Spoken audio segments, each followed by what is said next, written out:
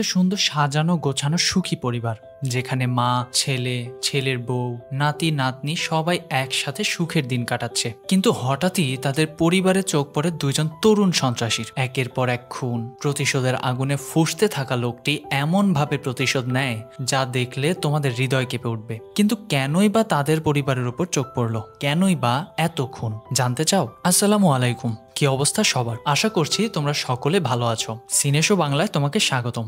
আজকে আমরা যে মুভিটি এক্সপ্লেন করতে যাচ্ছি সেটা 2024 সালে মুক্তি পাওয়া গ্যাংস্টার অ্যাকশন এবং ক্রাইম নিয়ে তৈরি মালায়ালাম মুভি পানি। মুভি সম্বন্ধে আমি কিছুই বলবো না, শুধু এতটুকুই বলে রাখি, অসাধারণ। একটার পর একটা সাসপেন্স এবং মিস্ট্রি দিয়ে ভরা এই মুভি। অনেক কথাই হলো, চ্যানেলে নতুন হয়ে থাকলে সাবস্ক্রাইব করতে ভুলিও না। So without any further delay, let's get started our today's video. Kerala Thrissur মুভির প্রথমে আমাদের ডন আর সিজু নামে দুজন মোটর মেকানিককে দেখানো হয়। তারা কিভাবে প্রতিষ্ঠিত হবে সেটা নিয়ে আলোচনা করছে। এরপর সিন শিফট হয়। পরদিন সকালে একটি ছেলে বাইকের টায়ার পাঞ্চার সারাতে আসলে পল নামের এই লোকটি ডন আর সিজুকে ডেকে রিপেয়ার করে দিতে বলে। কিন্তু ডন আর সিজুর কথা, আজ আমাদের ছুটির দিন, আজ আমরা কোনো কাজ করব না, সারা মাস গাধার মতো খেয়ে মাত্র 20,000 টাকা বেতন পাই, ভালো কোনো কাজ পেলে তোমার দোকানে আর ফিরে আসবো না বলে দুজন বাইক নিয়ে বেরিয়ে যায়। অন্যদিকে ডনের গার্লফ্রেন্ড কবিতা ডনকে লাগাতার কল করে যাচ্ছে, কিন্তু তাকে পাচ্ছে না। এরপর আমাদের সুরেশ নামের এক লোককে দেখানো হয়। সুরেশের একটি জমি নিয়ে জোশীর সাথে ঝামেলা চলছে। সুরেশ সেই বিষয়টি নিয়ে কারোর সাথে ফোনে কথা বলছিল। কিছু সময় পর কুরু ভিলা নামে একটি লোক এলে সুরেশ কুরুকে বলে, ভাই আমার ওই জমিটার ব্যাপারে গিরি ভাইয়ের সাথে একটু কথা বলুন না। কুরু বলে, গিরি আসুক, আমি ওর সাথে কথা বলবো। একথা শুনে সুরেশ চলে যায়। এদিকে পুলিশ কমিশনার রঞ্জিত সব অফিসারদের নিয়ে মিটিং এ বসেছে। মিটিং এর প্রথমে রঞ্জিত এএসপি কল্যাণীকে সবার সাথে পরিচয় করিয়ে দিয়ে বলে, আইপিএস ট্রেনিং, তাও আবার নিজের শহরে। পোস্টিং কতটা পাওয়ারফুল হলে এটা করা যায়? একজন বলে ওঠে, স্যার ম্যাডাম তো ত্রিশের প্রভাবশালী মাঙ্গালাতু পরিবারের মেয়ে। এরপর রঞ্জিত বলে, কাল আমার আর সিদ্দিকির সাথে আইজির মিটিং হয়েছে। প্রথম দিকে যে সকল গ্যাংস্টাররা ছিল তারা সবাই ত্রিভান্দা বা কোচিত ছিল, কিন্তু এখন ত্রিশুরের নাম আসছে। যুবকরা এখন ইন্টারেস্টেড হচ্ছে। রঞ্জিত জানতে চায় এখন ত্রিশুরে অ্যাক্টিভ কারা। তখনই একজন বলে, স্যার অনেকগুলো গ্রুপ আছে, তবে সব থেকে পাওয়ারফুল ওয়ারেন্ট দেবী, কারণ সব থেকে বেশি ওয়ারেন্ট তার নামেই। 400-রও বেশি লোক আছে তার গ্রুপে। ছোট বড় সব ধরনের ডিল বা সেটেলমেন্ট সবকিছুই ওরা করে। আমরা যদি ওর বিরুদ্ধে যাই আমাদের ট্রান্সফার করিয়ে দিবে। ওর সাথে আরো কয়েকজন আছে, ওরা একসাথে টিম হয়ে কাজ করে। রঞ্জিতের কথা, তার থেকে বড় টিম তো আমাদের কেরালা পুলিশের। তোমরা কাজ করো আর না করো, আমাকে তো আমার কাজ করতেই হবে, তাই না? অন্যদিকে ডন আর সিজুকে দেখা যায়, তারা কোথাও যাচ্ছে। পাশে একটি দোকানের উদ্বোধনের প্রোগ্রাম চলছিল। ডন আর সিজু একটা ছাতা, এক বোতল পানি নিয়ে ফুটপাতে দাঁড়িয়ে কথা বলছিল। তখনই সুরেশকে আসতে দেখে ডন সুরেশকে থামিয়ে বলে, আরে সুরেশ ভাই, যোশী ভাইয়ের সাথে জমি নিয়ে যে ঝামেলা চলছে সেটা মিটিয়ে নেন না কেন? না হলে তো সমস্যায় পড়তে হবে। সুরেশ বলে, রাস্তায় দাঁড়িয়ে আমাকে ভয় দেখাবে আর আমি মেনে নিব? সিজু এদিকে ছাতা খুলে ডনদেরকে আড়াল করে দাঁড়ায়। আর এই সুযোগে ডন সুরেশের গলার মধ্যে স্ক্রু ড্রাইভার ঢুকিয়ে সুরেশকে এটিএম এর মধ্যে নিয়ে যায়। এর মধ্যে এক মহিলার টাকা তুলতে এলে সিজু এটিএম নষ্ট বলে মহিলাকে সামনের এটিএম এ পাঠিয়ে দেয়। এরপর সিজু ডনকে ওই পানির বোতলটি দিলে ডন হাতের আর ছুরির রক্তগুলো ধুয়ে বেরিয়ে আসে। তারা প্ল্যান করে তারা কাপড় পরিবর্তন করে এই কাপড় জ্বালিয়ে দিবে, তাই তারা একটি দোকানে ঢুকে যায়। মূলত এই দোকানটি আজ উদ্বোধন হলো। অন্যদিকে আমাদের গিরি আর গিরির ওয়াইফ গৌরীকে দেখানো হয়। গিরি মূলত মাঙ্গালাতু বিল্ডার্স এর মালিক, শহরের সব থেকে পাওয়ারফুল ব্যক্তি। গিরি গৌরীকে নিয়ে তার অফিসে যাচ্ছিল। তখনই জয়রাজ নামের একজন গিরিকে জানায়, আমি আজ একটি দোকানের উদ্বোধন অনুষ্ঠানে এসেছি, বাইরে থেকে কয়েকজন আর্টিস্টকেও হায়ার করতে হয়েছে, কিন্তু দোকান মালিক কথা মতো পেমেন্ট দিচ্ছে না, আমি এখন অনেক ঝামেলায় পড়ে গিয়েছি। এগুলো শোনা মাত্রই গিরির ঠিকানা নিয়ে সেই দোকানটিতে যায় এবং নিজের থেকে টাকা দিয়ে জয়রাজকে বলে, আরটিএস দের পেমেন্ট দিয়ে দাও। সাথে দোকান মালিককেও বলে যায় দোকান বন্ধ করার আগে টাকা পাঠিয়ে দিবে। দোকান মালিক জানতে চায়, আপনি কে? গিরি তখন থাপ্পড় দিয়ে বলে, আমি কে? ওর কাছে জিজ্ঞেস কর, ও বলে দিবে। এরপর গিরি বেরিয়ে যায় আর নিচে আসতেই গিরির কাজিন সাজিকে দেখা যায়। তবে মার খেয়ে এর মধ্যেই দোকান মালিক ওই টাকাটা পাঠিয়ে দিয়েছে, এজন্য টাকা নিয়ে তারা চলে যায়। আর এদিকে ডন আর সিজু ড্রেস চেঞ্জ করে ওই এটিএম এর সামনে দিয়ে যাচ্ছে। তারা খেয়াল করে কেউ এখনো বিষয়টা টের পায়নি। তবে একটু সামনে যেতেই কবিতা এসে হাজির। কবিতার কথা, আমি কখন থেকে তোমাকে কল করছি, আমার সাথে এখনই চলো। কিন্তু ডন তো আর এখন যেতে পারছে না, কারণ তাকে আগে ওই কাপড়গুলো জ্বালাতে হবে। কিন্তু কবিতাও নাছোড়বান্দা, এজন্য ডন কবিতাকে একটি ঝাড়ি মারে আর কবিতাও রাগ করে সেখান থেকে চলে যায়। এরপর ডন আর সিজু একটু নির্জন স্থানে গিয়ে তাদের পরিহিত কাপড়, ছাতা সবকিছুতে পেট্রোল ঢেলে আগুন জ্বালিয়ে দেয়। অন্যদিকে গিরিরা তাদের অফিসে পৌঁছে গেছে। এ হচ্ছে গিরির বোন কার্থু, তার মানে কুরু হচ্ছে গিরির বোনের স্বামী। আজ আবার কার্থুর জন্মদিন। এর মধ্যে গিরির মা ভিডিও কল করে এবং বলে, আজ আমার পুরাতন কিছু বন্ধু এসেছে, তাদেরকে নিয়ে আমি মন্দিরে যাব, বিকেলে পার্টিতে আসতে পারবো না, তোরা জোরাজোরি করবি না কিন্তু। মূলত গিরি, কুরু,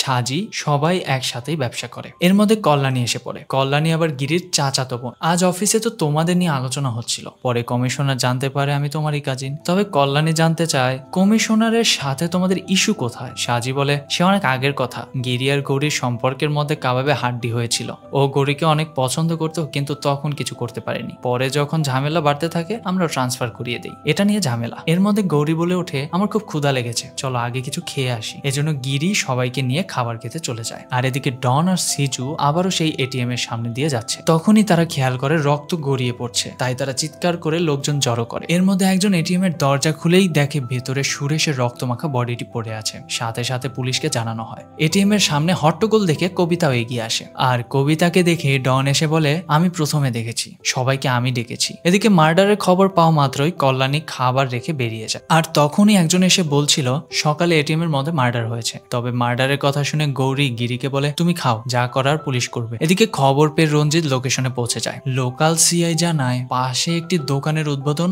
আর পার্টি অফিসের প্রোগ্রাম চলছিল, সেই শব্দে কেউ কিছুই শুনতে পায়নি। রঞ্জিত জানতে চায় বডি প্রথম কে দেখেছে। তখন অন্য একজনের সাথে ডন আর সিজু হাত উঠায়। এর মধ্যে কল্যাণী এসে পড়লে এখানে সকল প্রসিডিউর শেষ করতে বলে রঞ্জিত সেখান থেকে চলে যায়। কল্যাণী এটিএম এর সিসিটিভির কথা জানতে চাইলে একজন পুলিশ কর্মকর্তা বলে ম্যাডাম এই এটিএমটি 1.5 বছর যাবত বন্ধ, আর এখানে কোনো সিসিটিভি নেই, তবে আশেপাশের দোকানগুলোতে থাকতে পারে, চেক করে দেখা যাক। অন্যদিকে এই খুনের খবর পাওয়া মাত্রই পলিটিক্যাল লিডার সুনীল সাজিকে কল করে এবং দেবীর বিষয়ে জানতে চায়। সাজি বলে ওকে তো আমি ফোনেও পাচ্ছি না। আর খুনের বিষয়ে জানতে চাইলে সাজি জানায় এখনো সে কিছুই জানতে পারেনি, তবে কিছু জানতে পারলে অবশ্যই আপনাকে জানাবো। সুনীল জানতে চায় গিরি কোথায়। সাজি বলে আমার সাথেই আছে। সুনীল বলে তাহলে পার্টি অফিসে, কিন্তু সাজি বলে এখন সম্ভব না, বিকেলে বাড়িতে প্রোগ্রাম আছে, অন্য একদিন আসবো। এর মধ্যে দেবীর কাছে কল করে সাজি খুনের কথা জানতে চাইলে দেবী বলে আমার কোনো লোক কাজ করেনি, বাইরের কেউ হবে। তারপর আমি খোঁজ করে দেখছি, আর পুলিশও তৎপর আছে, ধরা পড়ে যাবে। তবে সাজি দেবীকে বলে দেয় বিষয়টা সিরিয়াসলি নে। দেবী বলে ঠিক আছে ভাই, বিকেলে বার্থডে পার্টিতে দেখা হবে। দেবীর পাশে যে ড্রাইভ করছে সে হচ্ছে দেবীর স্ত্রী জয়া। এই দেবী মূলত ওয়ারেন্ট দেবী। শহরের যত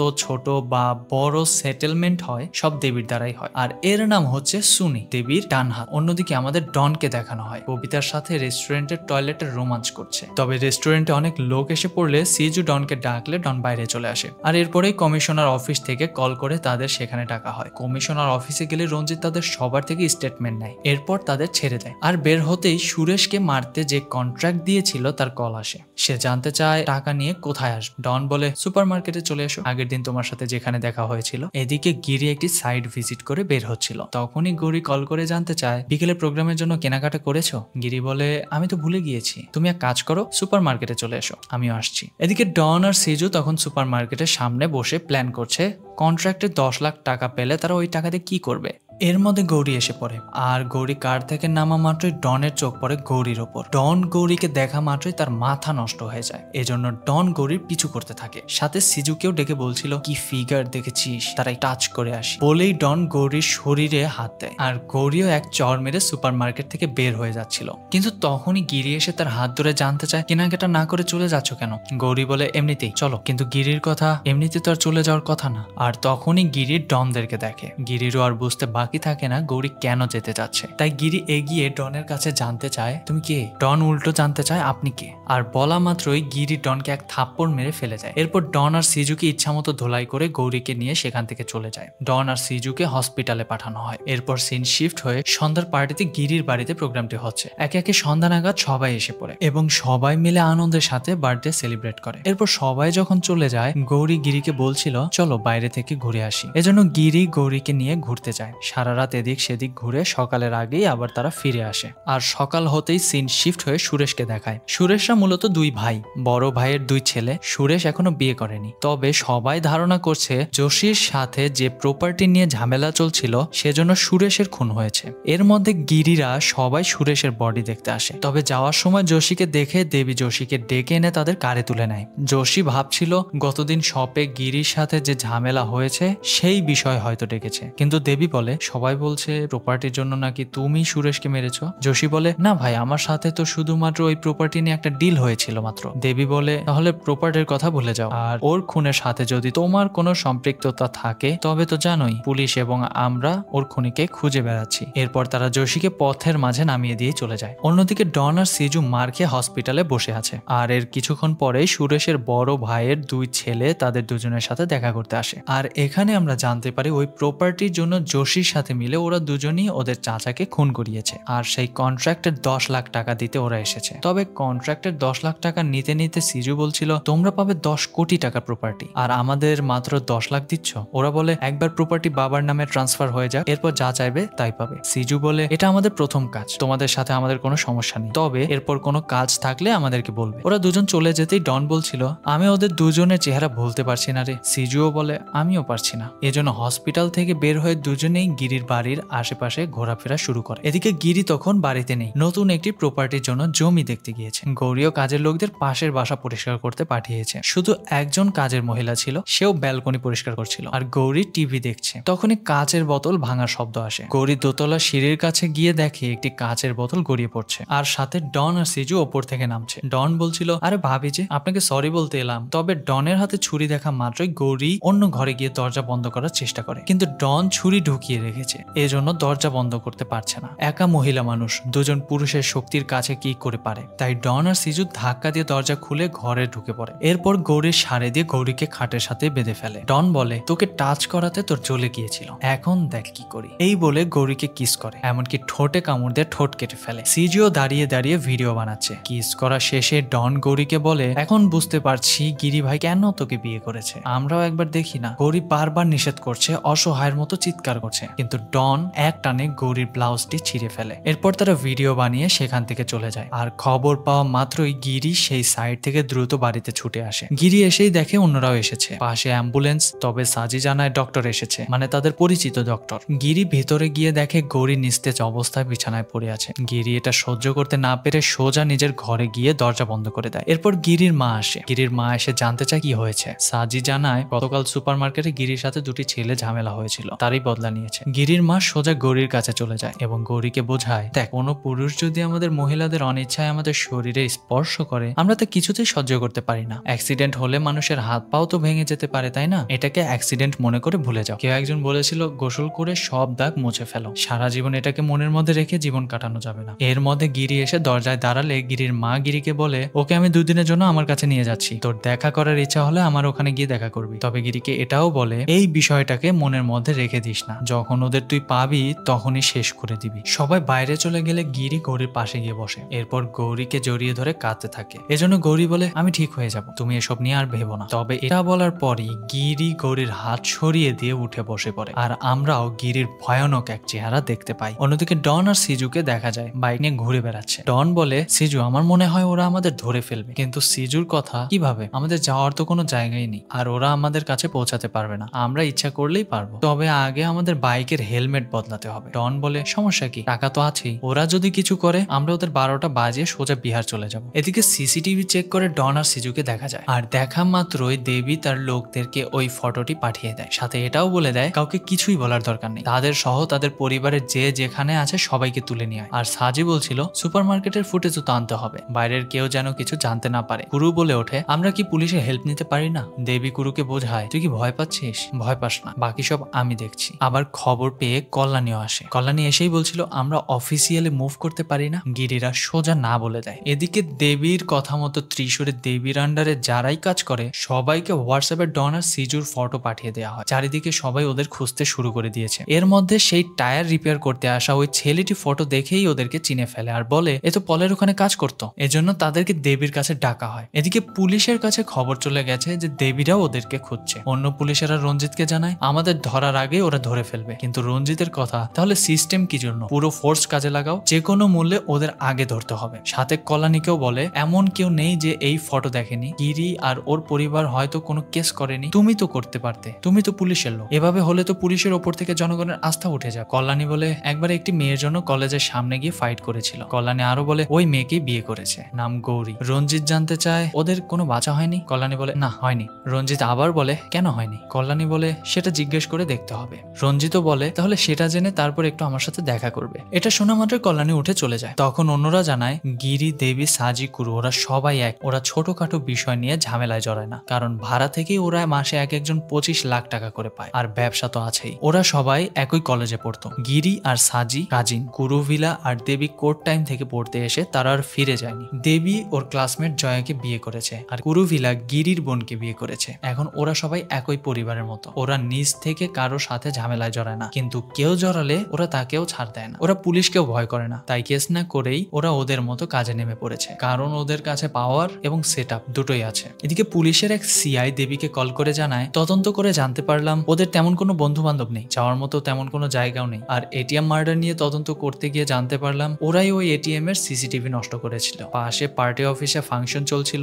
ওরা সেখান থেকে একটি স্পিকার এনে ওখানে রেখেছিল যাতে শব্দ না যায়। আমরা আশেপাশের দোকানগুলোর সিসিটিভি পর্যবেক্ষণ করে এসব কিছু জানতে পেরেছি। তার মানে ওরা দুজনেই খুন করেছে। আবার পলও জানায় ওরা দুজন 1.5 বছর যাবত আমার ওখানে কাজ করছে। ওরা দুজন এতটা হারামি হবে সেটা আমি কখনোই কল্পনা করিনি। আবার ওই ছেলেটি যার নাম জয়, সেও জানায় আমি আগে একবার ওদেরকে একটি সেটেলমেন্টের জন্য নিয়ে গিয়েছিলাম। এজন্য দেবী জয় নাক ফাটিয়ে দিয়ে সুনিকে বলে ওকে সাথে নিয়ে ওই দুজনের কোথায় কি আছে সবাইকে তুলে নিয়ে। এজন্য সুনি জয়কে নিয়ে ডনের বাড়িতে যায়, আর সেখান থেকে ডনের বাবা শঙ্করকে তুলে নিয়ে আসে। এরপর দেবী সাজিকে কল করে জানিয়ে দেয় ওরা সাধারণ কেউ না, পুলিশ বলছে এটিএম মার্ডার ওরাই করেছে, আপাতত লুকিয়ে আছে। ওদের একজন এখানকারই, ওদের পরিচিত কয়েকজন আর ওর বাবাকে তুলে এনেছি। সাইবার সেল থেকে মোবাইল ট্রেস করে জানতে পারলাম ওরা ত্রিশুর বাইরে যায়নি, দ্রুতই ওদের ধরে ফেলবো। অন্যদিকে ডনকে দেখা যায় পরিত্যক্ত একটি ঘরের মধ্যে কবিতার সাথে 19-20 করছে, তবে তার ফোনে একের পর এক কল আসছে দেখে ডন বেরিয়ে আসে। সিজুকে জানালে সিজু বলে কাউকে কল করিস না, সিম কার্ড ফেলে দে, নয়তো আমাদের ঝামেলা হতে পারে। এরপর ওরা কবিতাকে সেখানে রেখেই চলে যায়, আর তখনই সুনিরা এসে পড়ে। কবিতা জানায় ওরা তো মাত্র এখান থেকে গেল।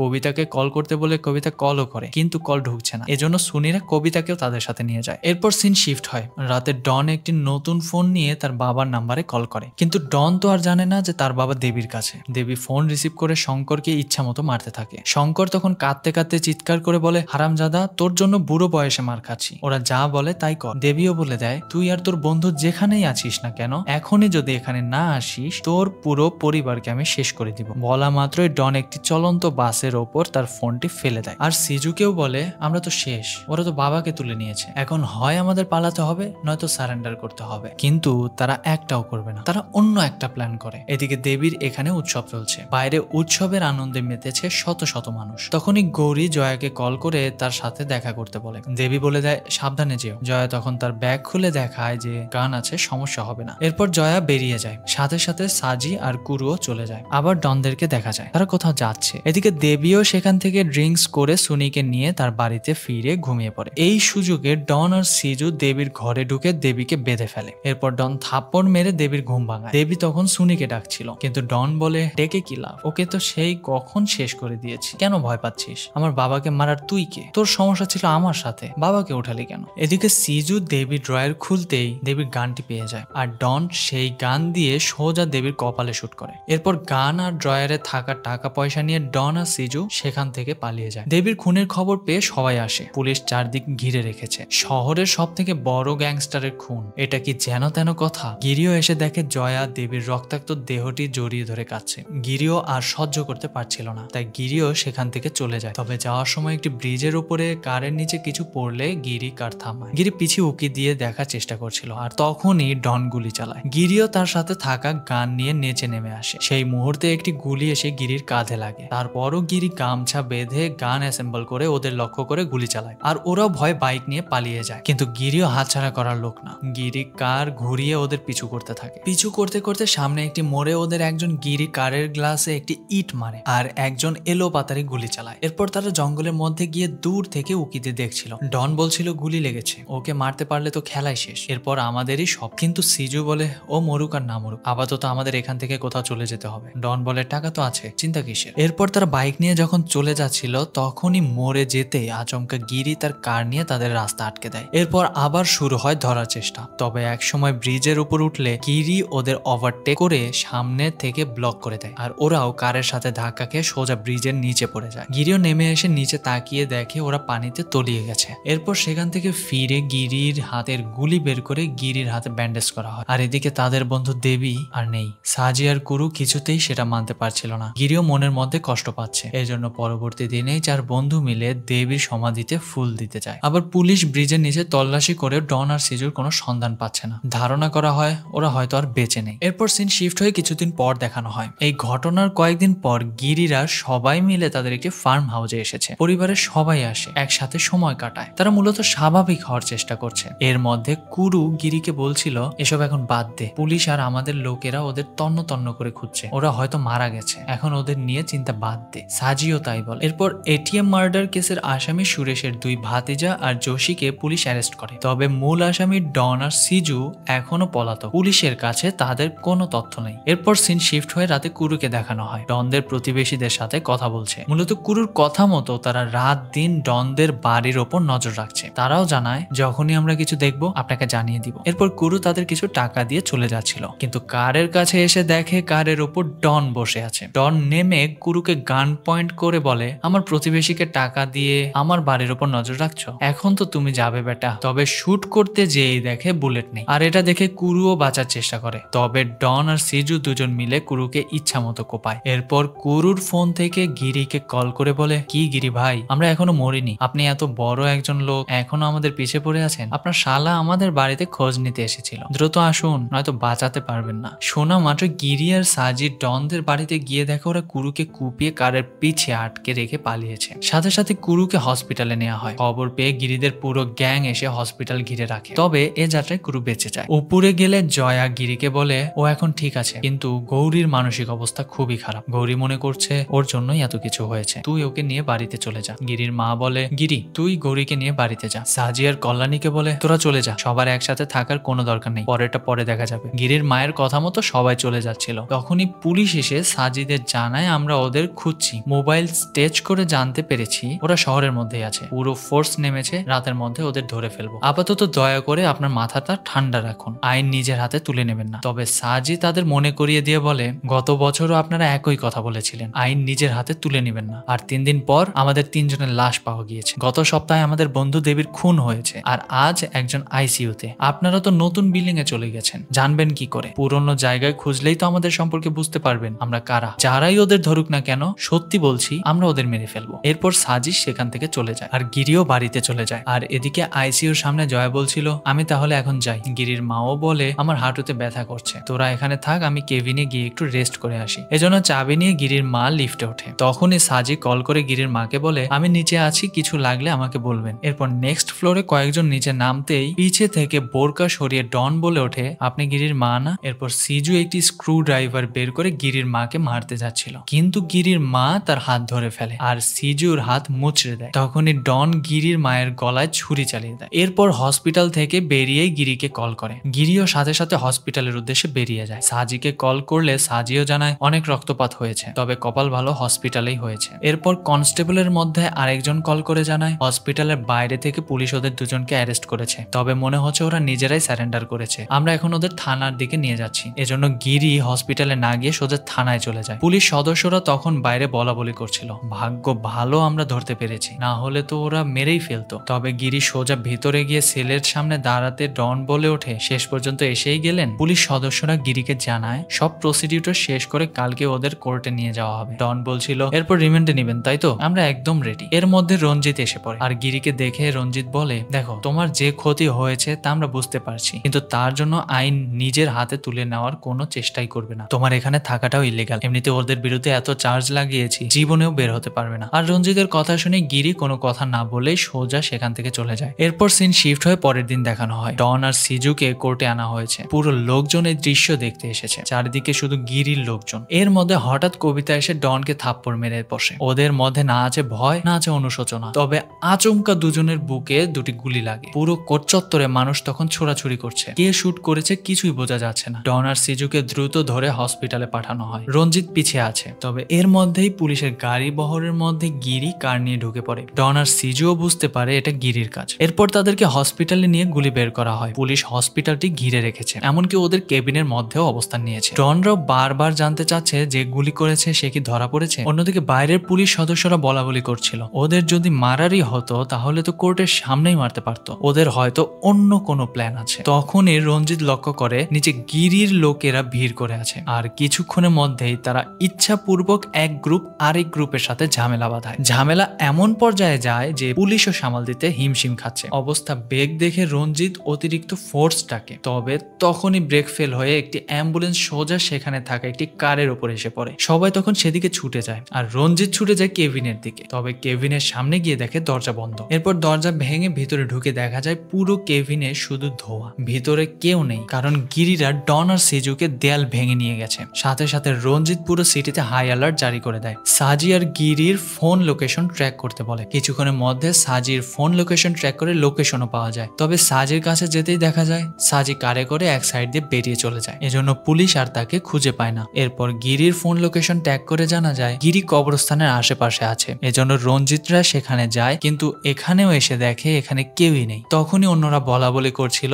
যদি একবার ওদের হাতে পড়ে যায় মনে হয় না এত সহজে ওদের মার। অন্যদিকে ত্রিশূরে পুজোর উৎসব চলছে, হাজারো মানুষের ভিড়। তারই পাশে একটি প্লাস্টিক প্রসেসিং ইউনিটের মধ্যে গিরি ডন আর সিজুকে এনে রেখেছে। গিরি একটি হাতুড়ি আর একটি স্ক্রু ড্রাইভার এনে দিয়ে ওদের দিকে ছুড়ে মারে, আর এটা দেখা মাত্রই ডন হাতুড়ি তুলে যখনই গিরিকে মারতে যাবে গিরি এক পাঞ্চ মেরে ডনকে মেঝের উপরে ফেলে দেয়। আবার সিজু এলে সিজুর বুকে পাঞ্চ দিয়ে সিজুকে লাথি দিয়ে দূরে ফেলে দেয়। এরপর ওই হাতুড়ি আর স্ক্রু ড্রাইভার দিয়ে দুজনকে ইচ্ছা মতো পিটিয়ে দুজনের হাতে রশি বেঁধে ঝুলিয়ে রাখে। তখনও ডন সিজুকে বলছিল হ্যাঁ রে সিজু, তোর কি ব্যথা লাগছে? সিজু বলে না, ব্যথা লাগছে না। ডন বলে আমারও না। এখন গিরি ভাইয়ের প্ল্যান কি হতে পারে রে? হাত যেহেতু রশিতে ঝুলিয়ে রেখেছে ফাঁসি তো আর দিবে না, বড় হলে গিরি ভাইয়ের মতো হতে হয়। কি সুন্দর সেট আপ। সিজু বলে এত কিছু থেকেও কি লাভ, বন্ধু, শালা, তারপর মা। ডন বলে ভাবির কথা বললি না, ভাবি তো স্পেশাল জিনিস, ভাবির কিছু হলে তো গিরি ভাই কষ্ট পাবে। তখনই পাশে থেকে সিজুর বডিটি ব্লাস্ট হয়ে ছিন্ন ভিন্ন হয়ে যায়। সিজুর এমন বিভৎস অবস্থা দেখে ডনের